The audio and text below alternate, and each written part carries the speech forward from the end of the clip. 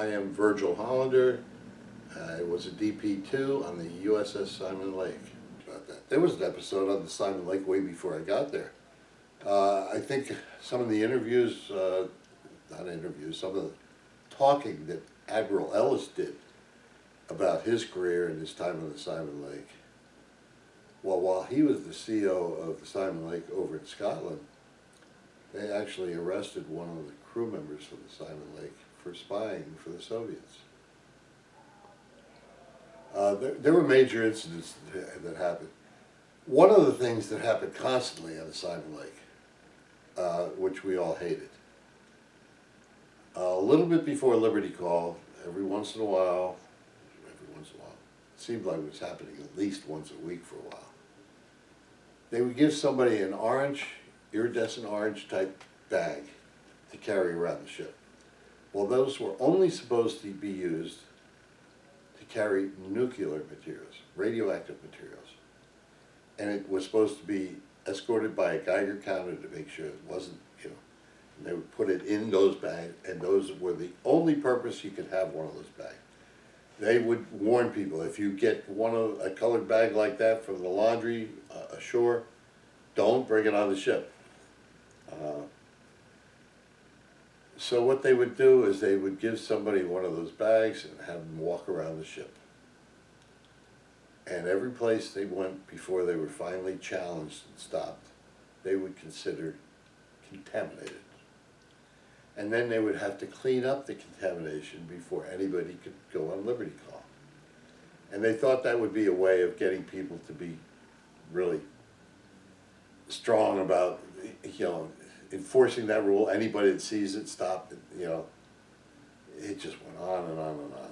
And eventually they put the Master-at-Arms force, somebody following them, and everybody who didn't challenge it properly got written up and at least went to the captain's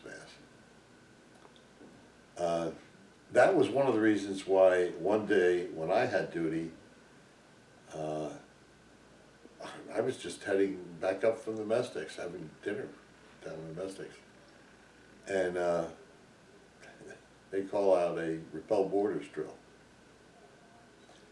So I'd continue up ladder. It's the same sound as general quarters, only it's in port. It's announced as repel boarders. And I see one of the guys in my duty section standing at the hatch, holding it open, and that's the hatch we were supposed to dog down during repel boarders, or general quarters for that matter. And I said, "What are you doing?" He says, "I'm waiting for him to get through." And I look out there, and there's a guy with civvies on running towards, saying, "Hold that hatch open." I said, "Do you know him?" He says, "No."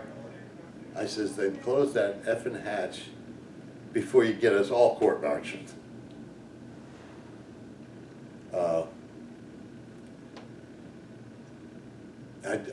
Needless to say, we did not get court-martialed. We did close the hatch. That guy never came through that hatch, so I don't know what happened after that.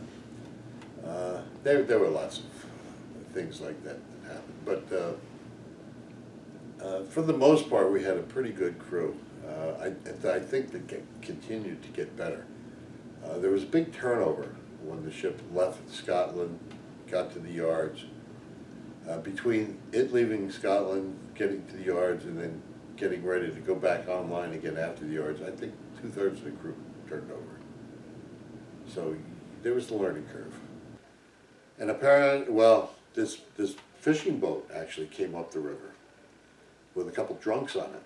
You could actually, they got close enough that you could tell they had some beer at the bottom. It was a little putt-putt outboard type thing. They had the fishing poles, all that stuff. And they had to have passed some signs that said restricted area, but kept coming. And they put extra signs up when the missile ops were going on. But they kept coming. And when they got into sight of the Marine officer who was on deck, he got on a megaphone, asked them to turn around and leave the area, but they were drunk and they just laughed and they kept coming. And he warned them again. They said, "Yeah, okay, Gomer." That was the response from these drunks. And then the officer told me, he called a Marine with a rifle with a scope on it up next to him.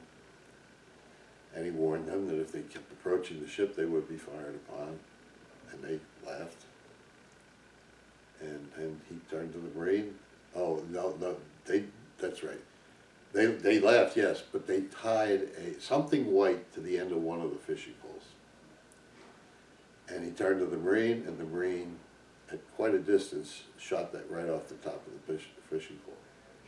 And they turned around and were putting out of there as you saw a Navy boat, a Coast Guard boat, and a police boat approach them, and they did not treat them gently.